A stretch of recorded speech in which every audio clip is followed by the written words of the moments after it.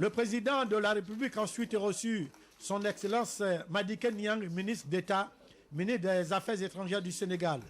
Après la grave crise que vient de traverser notre pays, le diplomate sénégalais est venu rencontrer le président de la République, son Excellence Alassane Ouattara, pour lui apporter l'encouragement du président sénégalais. Nous sommes venus en frères apporter tous nos encouragements au président Ouattara, mais aussi au peuple ivoirien. Je rappelle qu'entre le Sénégal et la Côte d'Ivoire, il a toujours régné une forte fraternité, une amitié très profonde. J'ai eu donc à transmettre ces mots au président Ouattara en lui disant: le président Wade vous manifeste tout son soutien pour votre œuvre gigantesque de reconstruire la Côte d'Ivoire, mais aussi d'amener la Côte d'Ivoire vers la réconciliation. Il a confiance en vous. Vous lui avez toujours manifesté cette confiance à travers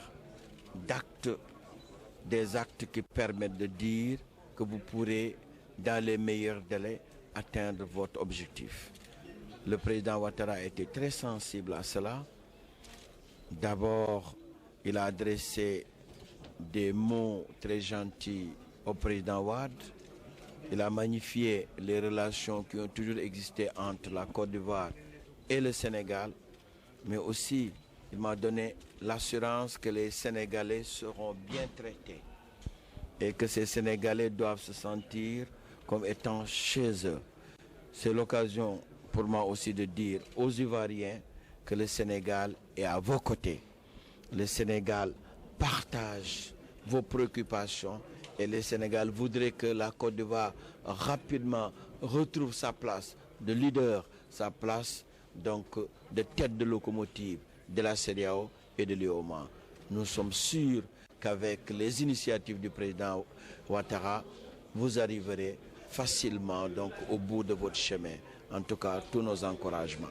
Nous ne pouvons pas apprécier à la place des Ivoiriens. Mais ce que nous disons au monde entier, c'est que l'Afrique doit être en mesure de gérer ses problèmes. Mais au-delà des solutions qui vont intervenir, considérer qu'il ne doit plus avoir de place à l'impunité. En luttant contre toute forme d'impunité, on se donne les moyens demain de faire de sorte que de tels faits ne puissent plus donc voir le jour en Afrique. Il faudrait que l'Afrique soit le continent et de la bonne gouvernance et de la démocratie. Pour cela, on a besoin que des exemples soient donnés. Il appartient au peuple ivoirien, il appartient au président Ouattara, il appartient à la justice ivoirienne de prendre les décisions les plus opportunes. En tout cas, nous, ce que nous souhaitons, c'est une Côte d'Ivoire unie, une Côte d'Ivoire réconciliée avec elle-même pour jouer pleinement son rôle. Avant d'être nommé au poste de ministre d'État, ministre des Affaires étrangères, son Excellence Madické Niang a occupé plusieurs postes ministériels, dont celui de la justice et aussi celui des mines et de l'énergie. Autre actualité de ce